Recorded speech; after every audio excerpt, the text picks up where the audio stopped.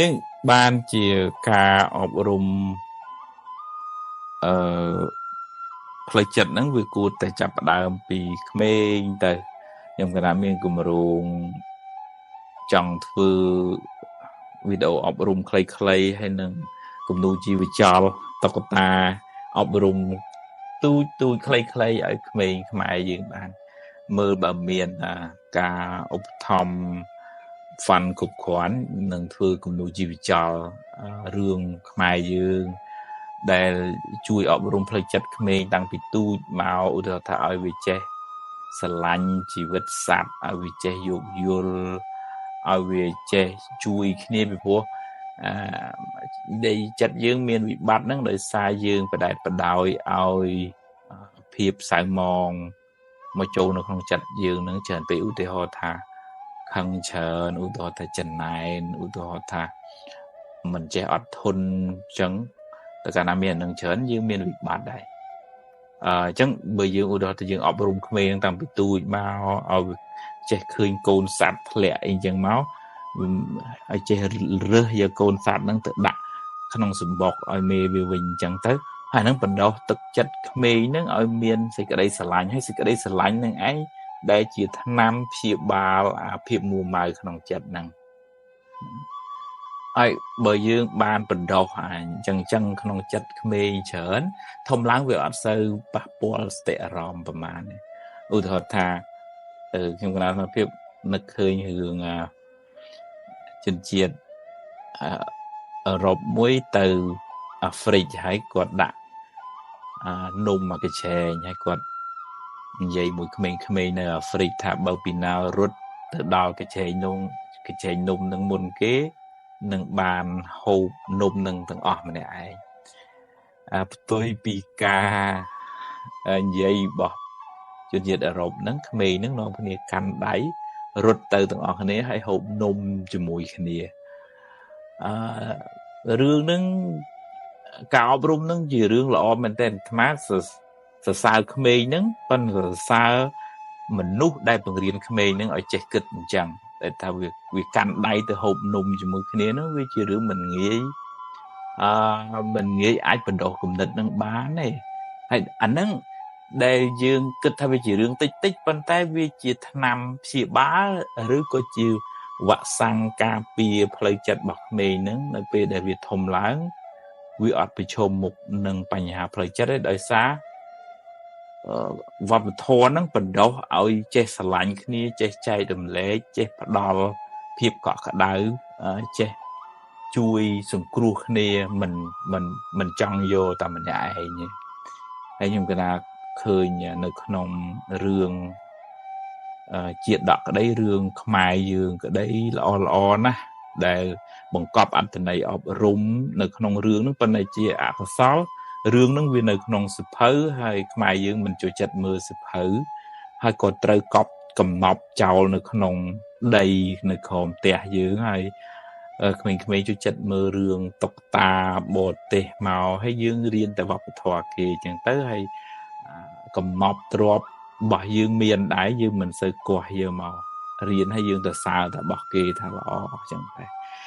ខ្ញុំកណារៀបចំគម្រោងធ្វើរឿងខ្លីអប់រំនោះដូចជារឿងដងរែករឿងឈើច្រត់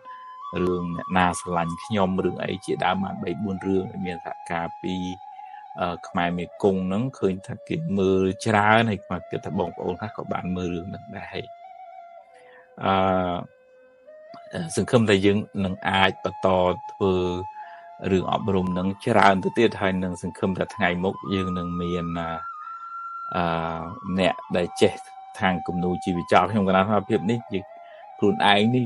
ជាអ្នកគាត់តែមានគំនិតប្រាប់គេទេរឿងមកឲ្យចេះធ្វើនឹងមិនចេះទេគាត់ថាចង់បានចេះចឹងទៅហើយមានអ្នកដែលគេមានគំនិតចង់ជួយហ្នឹង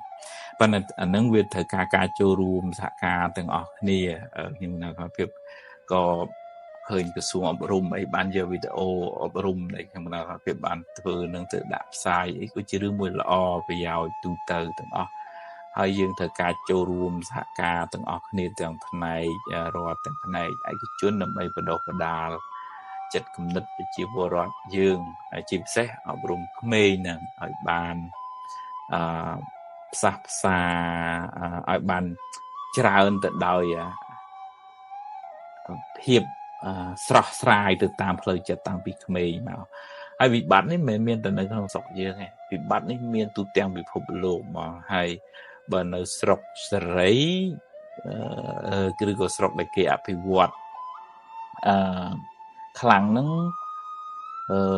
គេនិយាយចិត្តទុកដាក់ទៅលើផ្នែកបញ្ហាផ្លូវចិត្តស្រុកកាំងរឿងបញ្ហាផ្លូវចិត្តហ្នឹងជារឿងមួយធំណាស់ដែលពួកវាដល់វាមានបញ្ហាផ្លូវចិត្តយកកំភ្លើងបាញ់រះក្មេងៗនៅសាលាបាញ់នឹងគ្រូស្លាប់នឹងគ្រូទៅទៀតក៏មានដែរអានឹងបញ្ហាផ្លូវចិត្តជារឿងធំនៅជប៉ុនប្រឈមមុខក៏ខ្លាំងប្រទេសវាអភិវឌ្ឍការប្រកួតប្រជែងខ្លាំងកូរ៉េខាងត្បូងក៏ខ្លាំងដែរដល់ពេលមនុស្សគិតទៅពីអួតគិតទៅពីសម្ភារៈនិយមទៅវាលែងសូវគិតពីរឿងសុខុមាលភាពផ្លូវចិត្តដែរអញ្ចឹងខ្ញុំគិតថាភាពនេះនិយាយពីរឿងចូលភាសាដែរបើវាឆ្លៀតទៅដល់រឿងហ្នឹងគាត់តែចង់និយាយថាក្នុងឱកាសពេលវេលាចូលភាសានេះបងប្អូនមានពេលមានឱកាសកុំចាំបាច់ទៅដល់ថ្ងៃប្រជុំបិណ្ឌកុំចាំបាច់ដល់ពេលណាពេលណីអាត្មាថាជាឱកាសដែលយើងអាចឧស្សាហ៍ទៅសួរសុខទុក្ខឪពុកម្ដាយជួយទំនុកបម្រុងគាត់ទូរស័ព្ទទៅគាត់ជារឿងមួយគួរឲ្យចាប់អារម្មណ៍ដែរនៅប្រទេសអូស្ត្រាលីខ្ញុំកណាត់ត្រឡប់មកវិញហ្នឹងឃើញថាមានបញ្ហាគឺមនុស្សចាស់មានភាព lonely មានន័យថាឯកោដោយសារកូនចៅគេបែកគ្នាទៅនៅដីពុនផ្ទះគេអស់ទៅហើយខ្លួនឯងនៅតែពីរនាក់យាយតាឬក៏នៅតែម្នាក់ឯងហើយពេលតេទៅគេនឹងរៀងល្អៀសចិត្តខ្លាចរំខានគេធ្វើការជួនកាលតេទៅកូនថាអត់អីម៉ែចាំខ្ញុំតិចទៀតចាំខ្ញុំតេទៅឯងនេះធ្លាក់ថ្លើមរំខានគេធ្វើការធ្វើងារអីចឹងទៅloneliness ហ្នឹងដែលជាភាពប្រឈមរបស់មនុស្សចាស់នៅស្រុកគេហ្នឹងអញ្ចឹងបាននៅតាមវត្តវាមានសហគមន៍ជួបជុំគ្នាចាស់ទុំធ្វើបុណ្យទៅទានហ្នឹងជារឿងសំខាន់ណាស់ដោយកូនចៅនៅស្រុកខ្មែរយើងអីជួនកាលម៉ែឪទៅបុណ្យទៅទានទៅនេះទៅនោះអីហ្នឹងអាត្មាជួនជាបោះថាគុំសូវគុំខាត់គាត់តែម៉ែឯងគិតទៅពីដើរអីចេះពេកមិនមានអ្នកសូវខាត់ប្រមាណទេមានកូនខ្លះទេដែលថានឹកថាម៉ែឪចេះទៅដើរចោលផ្ទះចោលសបែងអីចឹងទៅកូនខ្លះទេប៉ុន្តែជាទូទៅសบายចិត្តហើយហេតុអីបានអញ្ចឹងពីព្រោះមនុស្សចាស់ហ្នឹងត្រូវការវ័យប្រហែលគាត់ដើម្បី socialize ភាសាយើងរាល់ថ្ងៃ socialize មានន័យថាការជួបជុំគ្នាជជែកពិភាក្សាហើយបើគាត់ខ្វះភាពកក់ក្ដៅហើយនឹងការទំនាក់ទំនងជាមួយសង្គមខាងក្រៅហ្នឹងគាត់មានបញ្ហាផ្លូវចិត្តដែរអញ្ចឹងបានទូនទីកូនមួយដែល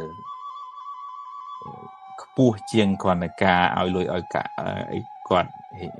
រស់បានស្រួលហ្នឹងត្រូវរៀបចំឱកាសពេលវេលាធ្វើម៉េចឲ្យគាត់បានមានពេលចម្រើនគុណធម៌សេចក្តីល្អធ្វើទានរក្សាសិលស្ដាប់ធម៌ស្ដាប់មានពេលវេលារៀបចំជីវិតគាត់ឲ្យបានដូចថាតិចតិជុំតាមផ្លូវចិត្តហ្នឹងកុំឲ្យគាត់ខ្វល់កូននេះនាំរឿងនេះមកកូននោះនាំរឿងនោះមកតែជួបញោមនោះគាត់មានកូនច្រើនកូន5 10គាត់កូនគាត់ស្លាប់អស់ខ្លះទៅហើយតិចទៀតកូននេះយករឿងមកតិចទៀតកូននេះយករឿងមកគាត់ថាបើអញយករឿងនោះមកដាក់ក្នុងគូក្បាលអញងាប់ហើយព្រោះគ្រប់តកូនយករឿងមកឲ្យអញឲ្យគាត់ចាំពាក្យមួយថាគាត់ថាអាណាយករឿងមកអញយកដាក់ធុងសម្រាប់អាណាយករឿងមកអញដាក់យកធុងសម្រាប់គឺគាត់សុបាយចិត្តទៅមិនសូវកើតទុកទេកូនខ្លះដែលមិនដឹងហ្នឹងក៏នាំទុកនាំលំបាកដល់គាត់ទៅទៀតចឹងតែចឹងខ្ញុំគាត់ថា ជួនជាយោបល់ពីរឿងហ្នឹងថាបើមានពេលវេលាជួយទំនុកម្ដងឪពុកម្ដាយបានច្រើនទៅហើយប្រសង់គុំចាំបាច់ទៅដល់ប្រជុំបិណ្ឌអីមុនប្រជុំបិណ្ឌមានពេលវេលាណាក៏ជួយតាមហ្នឹងទៅហើយមួយចំណុចទៀតស្មើជូនអុយរឿងវិធីទានវស្សាគាត់ចង់ជូនយោបល់ខ្ញុំនិយាយរួចទេប៉ុន្តែគាត់ចង់ជំរាបជូនបងប្អូនថាបើយើងហាយទានវស្សាក៏ហាយទេប៉ុន្តែជូនជាយោបល់ថាទានវស្សាពីសម័យពីដើមដោយសារវាអត់មានភ្លើងអគ្គិសនីវាអត់មានម៉ាស៊ីនភ្លើងអីចឹងទៅក៏គេយកទៀនដើម្បីយកប្រគេនព្រះសង្ឃដើម្បីដុតបំភ្លឺថ្មសម័យថ្មបួសហ្នឹងក៏ប្រើភ្លើងទៀនប្រើភ្លើងធូបអានរៀនអានប៉ុន្តែសម័យឥឡូវនេះយើងមានភ្លើងរដ្ឋភ្លើងឯកជនមាននេះអីចឹងហើយអញ្ចឹងយើងអាចឆ្នៃលុយកាក់ហ្នឹងដើម្បីទៅជាថ្លៃទឹកថ្លៃភ្លើងទៅជាប្រេងទៅជាអង្គទៅស្លឹកខៃអីចឹងទៅទៀនហ្នឹងក៏មកល្មមបានហើយឧទាហរណ៍ទៅទៀនពីដើមមកគូនឹងអស់$200អីចឹងទៅយើងឆ្នៃមកយកល្មមមក$20-30ទៅបានហើយទុកលុយហ្នឹងសម្រាប់ធ្វើអីដើម្បីជាប្រយោជន៍ឲ្យបានច្រើនពីព្រោះជួនកាលទៀនធំច្រើនពេកទៅដាក់ទៅតាំងច្រើនទៅជួនកាលអុចចោលទៅឆេះកត់ឆេះស្លាអីទៀតក៏មានដែរសម្រាប់ភាពនិយាយអញ្ចឹងមិនមែនហាមឃាត់ថាមិនឲ្យហែទៀននេះហែក៏ហែទៅក្នុងនិមិត្តរូបថាយកជាការបូជាចំពោះបរតនត្រ័យជាពិសេសពុទ្ធអញ្ចឹងទៅប៉ុន្តែយើងយកទៀនមកល្មមអញ្ចឹងទៅដើម្បីជាលំអបូជាបរតនត្រ័យហើយទៀនតម្លៃដែលនៅសល់ហ្នឹងយើងអាចកែច្នៃអីទៀតសម្រាប់ប្រសងប្រើប្រាស់ក្នុងរយៈពេល3ខែហ្នឹងដែលសារប្រសងមិនសូវមានពេលទៅបុណ្យទៅទៀនហើយពុទ្ធបរិស័ទមិនសូវបានធ្វើបុណ្យធ្វើទៀនមិនសូវបានមុនប្រសងទៅក្នុងរយៈពេលបុណ្យចូលសាហ្នឹងដល់ពេលទៀនធំពេកទៅជួនកាលដល់ពេលហើយទៅចប់ចុងភាសាទៅអ្នកលក់មកទិញយកទៅវិញអញ្ចឹងទៅក៏មានដែរអញ្ចឹងយើងរៀនធ្វើបុណ្យឲ្យមានបញ្ញាតិចទៅយើងនៅតែក្នុងនាមថាហែទៀនដែរប៉ុន្តែគាត់តែឆ្នៃអញ្ចឹងទៅដើម្បីជាប្រយោជន៍ឲ្យបានប្រសងប្រព្រឹត្តបានច្រើនអាហ្នឹងបើនៅក្នុងធម៌លើកហៅធ្វើបុណ្យវាមានញាណសម្បយុទ្ធវាន័យថាមានបញ្ញាទៅជាមួយ